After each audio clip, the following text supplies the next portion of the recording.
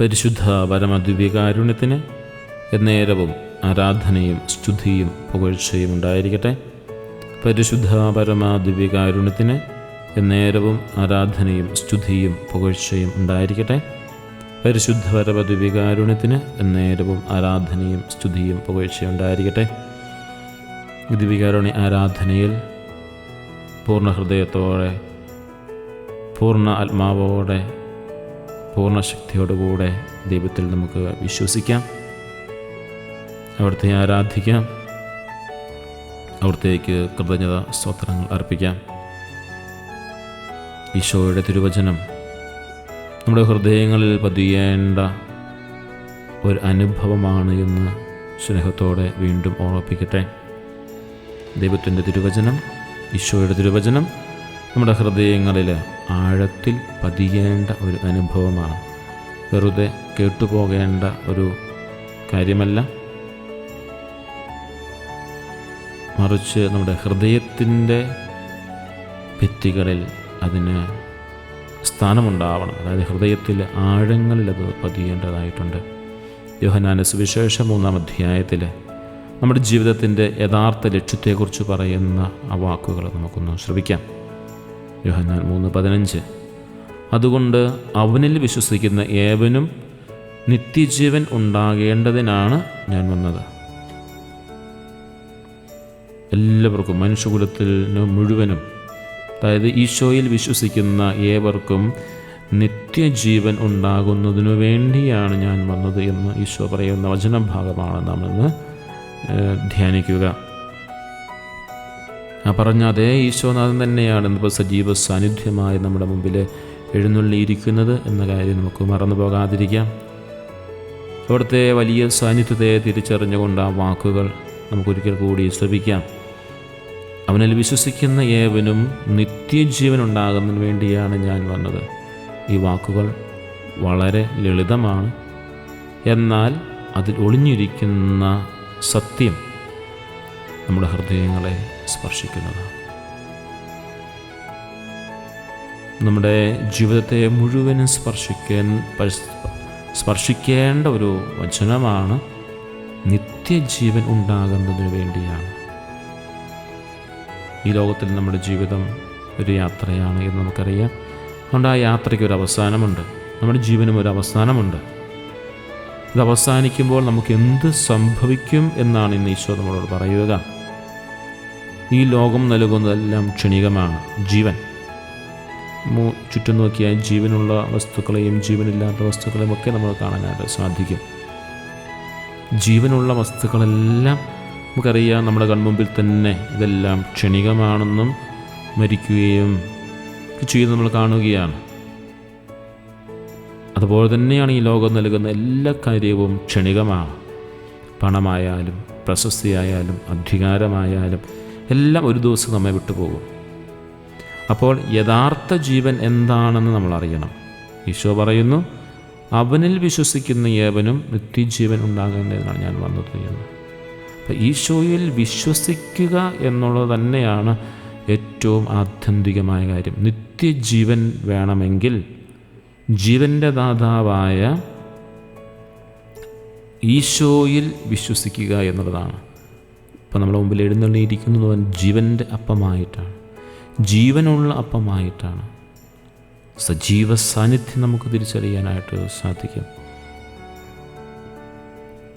സഹോദരരെ, നമ്മുടെ ജീവിതത്തിലേക്ക് ഈശോ കടന്നു വന്നത് നിത്യജീവൻ നൽകാൻ വേണ്ടിയാണ് എന്ന് മറ്റാർക്കും തകർക്കാൻ പറ്റത്തില്ലാത്ത നിത്യജീവൻ നൽകാൻ വേണ്ടിയാണ് ഈശോ ഈ ഭൂമിയിലേക്ക് വന്നതെന്നും എന്നെ തൻ്റെ പീഡാനുഭവ മരണ ഉത്ഥാനത്തിലൂടെ പാപത്തിൽ നിന്നും സകലവിധ അപകടങ്ങളിൽ നിന്നും രക്ഷിച്ചത് എന്നും ഞാൻ വിശ്വസിക്കുന്നുണ്ട്.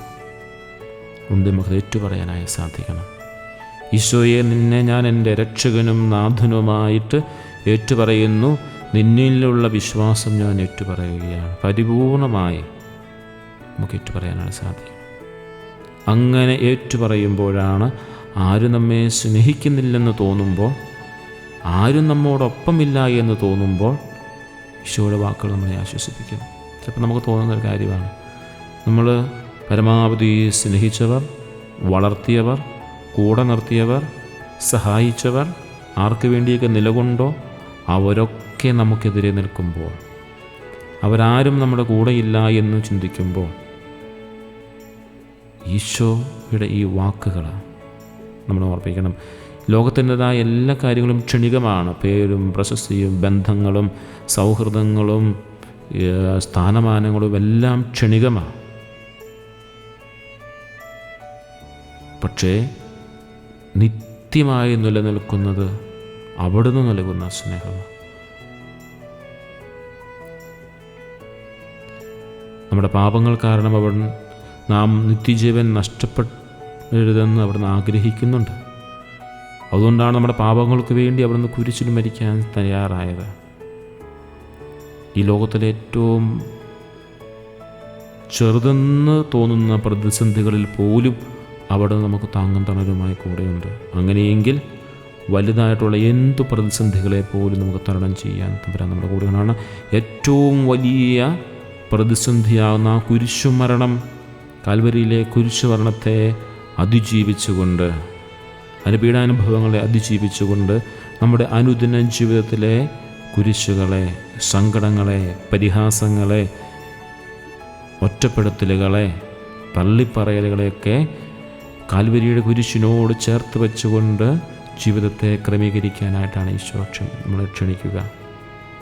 അതിനുവേണ്ടി നമ്മെ അവിടുന്ന് പ്രാപ്തരാക്കുകയും ചെയ്യുന്നുണ്ട്. തൻ്റെ തിരുശരീരത്തങ്ങ് നൽകിക്കൊണ്ടാണ് ഈ ലോകത്തിലെ എല്ലാ പ്രതിസന്ധികളിലും അവിടെ നമുക്ക് താങ്കം തണലുമായി നിൽക്കുകയും, അവിടെ ദിവ്യകാരുണ്യ ഈശോയുടെ മുമ്പിലായിരുന്നു കൊണ്ട് ഈശോയെ നിന്നെ ഞാൻ സ്നേഹിക്കുന്നുവെന്ന് ഹൃദയത്തിൽ ആത്മാർത്ഥമായി നമുക്ക് പറയാനായിട്ട് സാധിക്കണം. നീ എൻ്റെ നിത്യജീവൻ്റെ ദാതാവാണെന്ന് ഞാൻ തിരിച്ചറിയുന്നു. പക്ഷേ നമ്മളിൽ പലരും ഒരുപാട് വേദനകളിലൂടെ കടന്നു പോകുമ്പോഴും, പല കാര്യങ്ങളും നമ്മെ ഭയപ്പെടുത്തുകയും ഭാരപ്പെടുത്തുകയും ബുദ്ധിമുട്ടിക്കുകയും ഒക്കെ ചെയ്യുമ്പോഴും നമുക്ക് പലപ്പോഴും ഈശോയിലേക്ക് ചേർന്ന് നിൽക്കാൻ സാധിക്കാതെ വരുന്നുണ്ട്. നമ്മുടെ ഉള്ളിലുള്ള എല്ലാ ഭാരങ്ങളും ഈ നിമിഷം ഈശോയുടെ മുമ്പിൽ നമുക്ക് സമർപ്പിക്കാം. നമ്മുടെ എല്ലാ വേദനകളും, നമ്മുടെ കണ്ണുനീര് പോലും അവിടെ കാണുന്നുണ്ട്. ആശ്വസിപ്പിക്കാൻ അവിടെ നമ്മുടെ കൂടെയുണ്ട്. പ്രിയ സഹോദരൻ, ഒരു നിമിഷം നമ്മുടെ കണ്ണുകൾ അടച്ചുകൊണ്ട് നമ്മുടെ എല്ലാ നിയോഗങ്ങളും ഈശോയുടെ കരങ്ങളിലേക്ക് സമർപ്പിക്കാം. കാൽവരിയിൽ നമുക്ക് വേണ്ടി 2 കരങ്ങളും വിരിക്കപ്പെട്ട് കാരിരുമ്പാണിയാൽ തറയ്ക്കപ്പെട്ടപ്പോഴും ഈശോ ആ സ്നേഹത്തിലേക്ക് നമ്മെ ചേർത്ത് നിർത്തുകയാണ് ചെയ്തത്. കാൽവരിയിൽ തൻ്റെ ജീവൻ കൊടുത്ത് നേടിയ ആ ഈശോയുടെ സ്നേഹത്തെ നമുക്ക് ഓർക്കാം. നമ്മുടെ ജീവിതത്തിലെ ഓരോ വേദനയിലും ഈശോയുടെ സ്നേഹം അനുഭവിക്കാൻ നമുക്ക് പ്രാർത്ഥിക്കാം. നിത്യജീവൻ ലഭിക്കാനായിട്ട് ഈശോയെ വിശ്വസിക്കുന്ന എല്ലാവർക്കും വേണ്ടി നമുക്ക് പ്രാർത്ഥിക്കുക കൂടി ചെയ്യാം. ചിലർക്കൊക്കെ ആ നിത്യജീവനിൽ വിശ്വസിക്കാൻ സാധിക്കാതെ വരുന്നുണ്ട്. ഈ നിമിഷം അവരെ കൂടി നമുക്ക് ഓർക്കണം. ഒരുപക്ഷെ നമ്മുടെ കുടുംബത്തിലുള്ളവർ കാണും, ബന്ധത്തിലുള്ളവർ കാണും, സൗഹൃദങ്ങളുള്ളവർ കാണും. ഈ നിത്യജീവനെക്കുറിച്ച് പ്രത്യാശയില്ലാതെ ജീവിക്കുന്നവർ ഒരുപക്ഷെ കാണും. അവരെ കൂടി നമുക്ക് ചേർത്ത് നിർത്തി അവരെ നമുക്ക് ഓർക്കാം. നമ്മുടെ ജീവിതത്തിൽ അവിടുത്തെ ഇഷ്ടം നിറവേറ്റാൻ വേണ്ട ശക്തിക്കായി നമുക്ക് പ്രാർത്ഥിക്കാം. ഈശോയെ, ഞങ്ങൾ തളർന്നു പോവുകയാണ്, നിൻ്റെ ഇഷ്ടം നിറവേറ്റണമെന്ന് ഞങ്ങൾക്ക് ആഗ്രഹമുണ്ട്, പക്ഷെ ഞങ്ങൾ ശക്തിയില്ലാതെ തളർന്നു പോവുകയാണ്. ലോകത്തിൻ്റെതായ ചിന്തകൾ, ലോകത്തിൻ്റെതായ ആഗ്രഹങ്ങൾ, പ്രാരാബ്ധങ്ങൾ, വേദനകൾ, സങ്കടങ്ങൾ, രോഗങ്ങൾ, ആകുലതകൾ, നിസ്സഹായതകൾ, ഇവയൊക്കെ വരുമ്പോൾ ഞങ്ങളുടെ ശക്തി ക്ഷയിച്ചു പോവുകയാണ്. ഈശോയെ, പാപത്തിൻ്റെ ചങ്ങലകളിൽ നിന്ന് മോചനം ലഭിക്കാനായി ഞങ്ങൾ ആഗ്രഹിക്കുന്നു. ഞങ്ങളുടെ ജീവിതത്തിൽ ഈശോയെ നമുക്ക് മുറുകെ പിടിച്ചുകൊണ്ട് മുന്നോട്ട് പോകാം. ഈശോയുടെ വലിയ സ്നേഹം നമുക്ക് അനുഭവിച്ചറിയാനായിട്ട് സാധിക്കട്ടെ. പരാജയപ്പെടുന്നവനല്ല തമ്പുരാൻ, പരാജയപ്പെടുത്തുന്നവനുമല്ല, വിജയത്തിലേക്ക് നയിക്കുന്നവനും നിത്യജീവനിലേക്ക് നയിക്കുന്നതുമാണ്.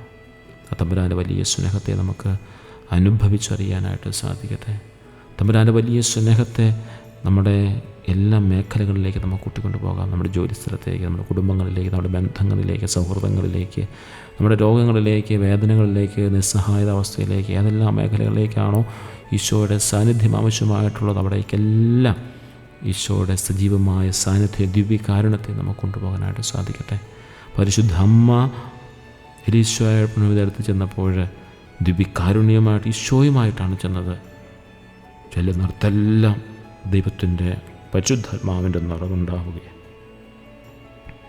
നമുക്ക് ഈശോയുമായിട്ട് എല്ലായിടത്തും ഈശോ എത്തട്ടെ. ഈശോയുടെ സാന്നിധ്യം എത്തട്ടെ, സജീവമായ സാന്നിധ്യം എത്തട്ടെ.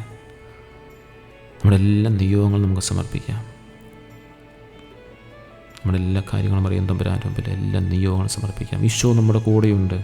നമ്മുടെ വേദനകളിൽ, ഒറ്റപ്പെടലുകളിൽ, സങ്കടങ്ങളിൽ, ആകുലതകളിൽ, നിസ്സഹായാവസ്ഥയിലൊക്കെ, നിസ്സഹായാവസ്ഥയിലായിട്ട് ഇനി എന്താ ചെയ്യേണ്ടതെന്ന്, എന്താ പറയേണ്ടത്, എന്തു പറഞ്ഞാലും പ്രശ്നം, എന്തു മിണ്ടിയാലും പ്രശ്നം, എന്ത് ചെയ്താലും പ്രശ്നം, എല്ലായിടത്തും ആകെ പ്രശ്നങ്ങളും അസ്വസ്ഥകളുമായിരിക്കുമ്പോഴും ഈശോ നമ്മുടെ കൂടെയുണ്ട്